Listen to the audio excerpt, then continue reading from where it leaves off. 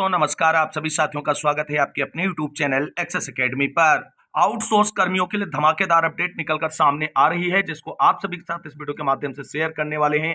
आप सभी से निवेदन है कि वीडियो को बिना स्किप किए हुए अंत तक देखें, जिससे वीडियो में शेयर की गई सारी जानकारी को आप आसानी से समझ सकें। वीडियो में आगे बढ़ने से पहले छोटी सी रिक्वेस्ट है, प्लीज वीडियो को लाइक करें, दोस्तों में शेयर करें।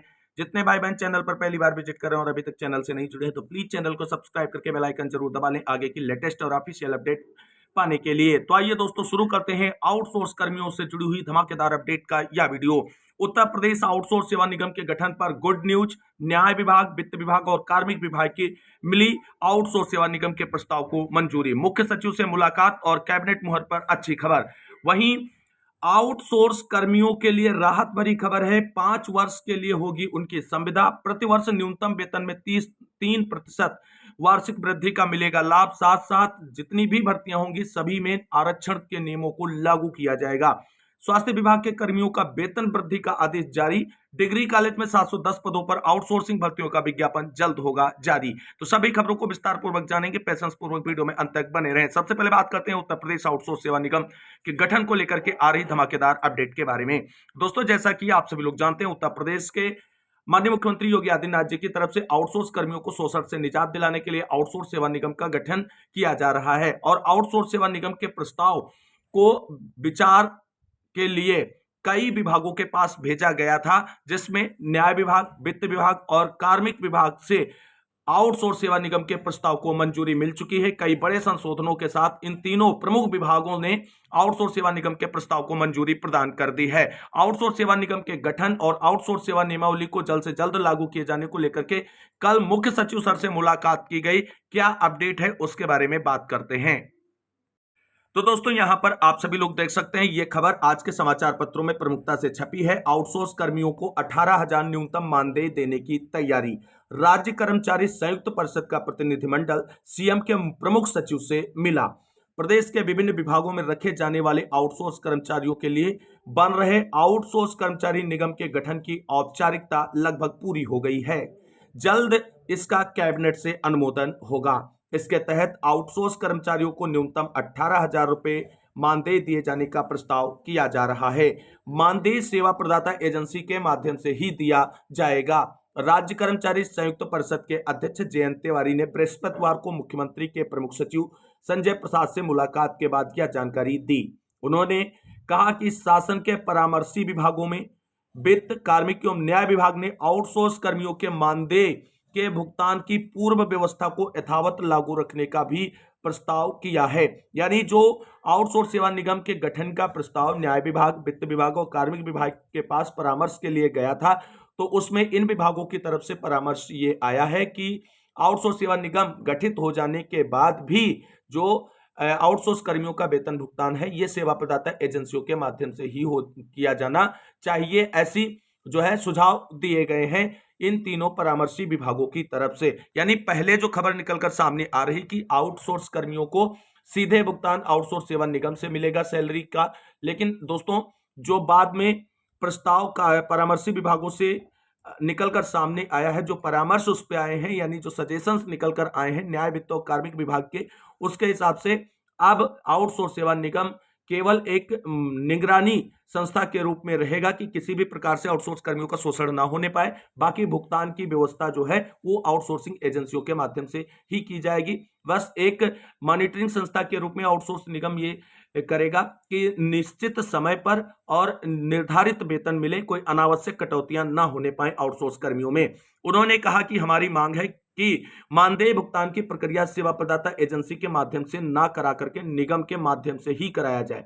जब राज्य कर्मचारी संयुक्त परिषद के प्रतिनिधिमंडल ने मुलाकात की सीएम के प्रमुख सचिव से, तो उन्होंने कहा कि जो सजेशंस आए हैं उसमें एजेंसियां ही वेतन भुगतान करेंगी और हम लोग चाहते हैं, जो कार्मिक संगठन है वो चाहते हैं कि वेतन भुगतान आउटसोर्स सेवा निगम के माध्यम से ही किया जाए, क्योंकि सेवा प्रदाता एजेंसियों के शोषण से मुक्ति दिलाने के लिए ही आउटसोर्स कर्मचारी निगम की स्थापना की जा रही है।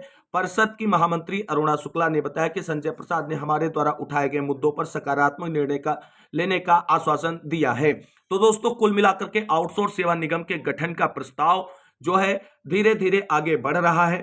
परामर्शी विभागों से परामर्श आ चुके हैं। प्रमुख सचिव जी की निगरानी में ये हो रहा है गठन आउटसोर्स सेवा निगम का।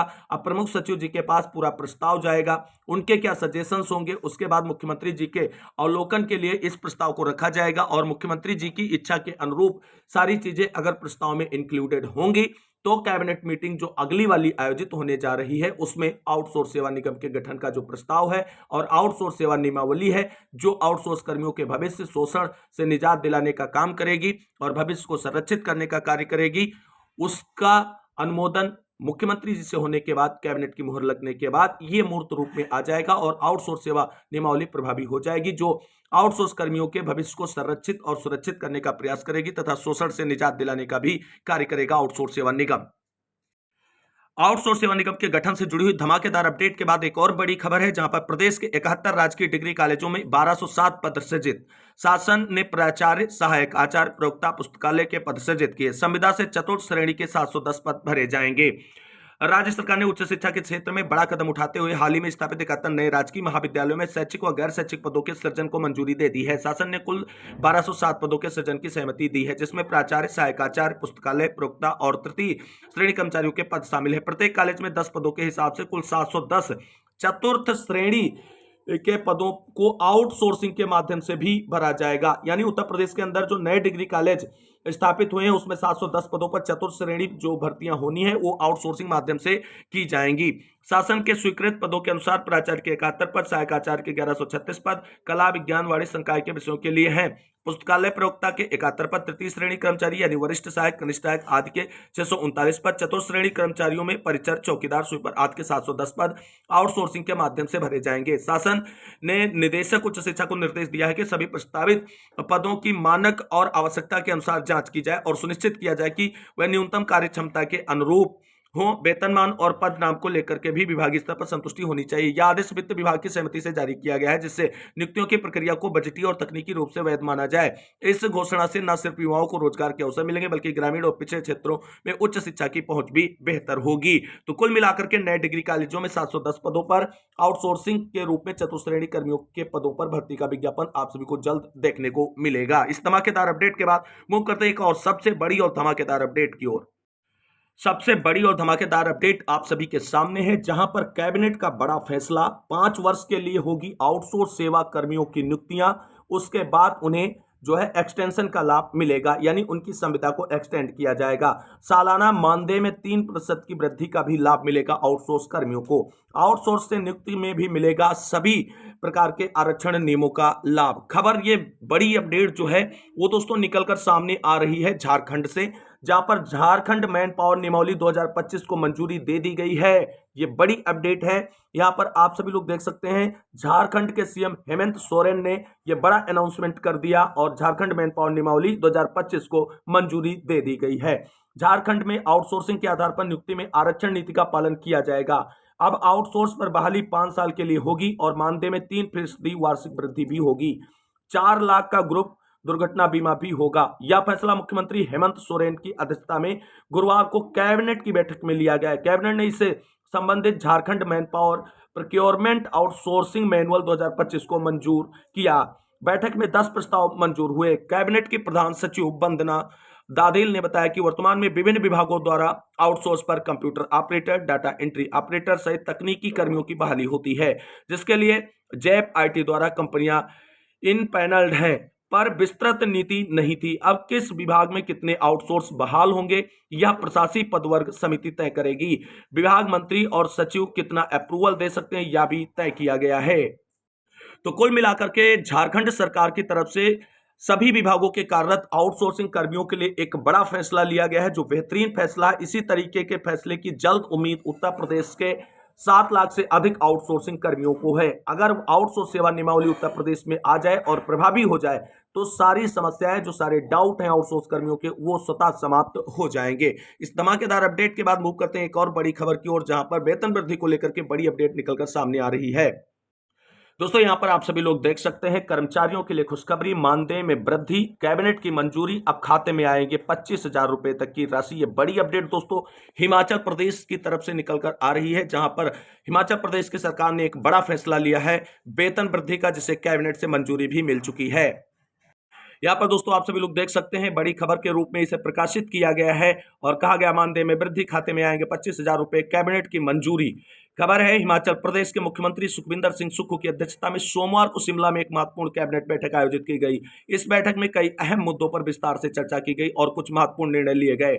बैठक में राज्य के स्वास्थ्य क्षेत्र के कर्मचारियों के मानदेय में वृद्धि और गौशालाओं में गौवंश के लिए अनुदान बढ़ाने सहित कई महत्वपूर्ण फैसले लिए गए।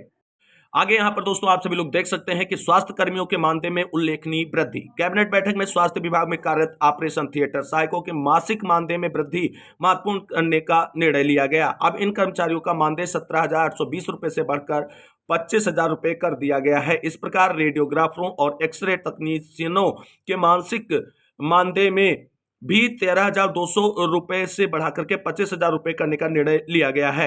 यह वृद्धि राज्य के स्वास्थ्य कर्मियों के लिए एक बड़ी राहत साबित होगी और उनके काम को प्रोत्साहित भी करेगी।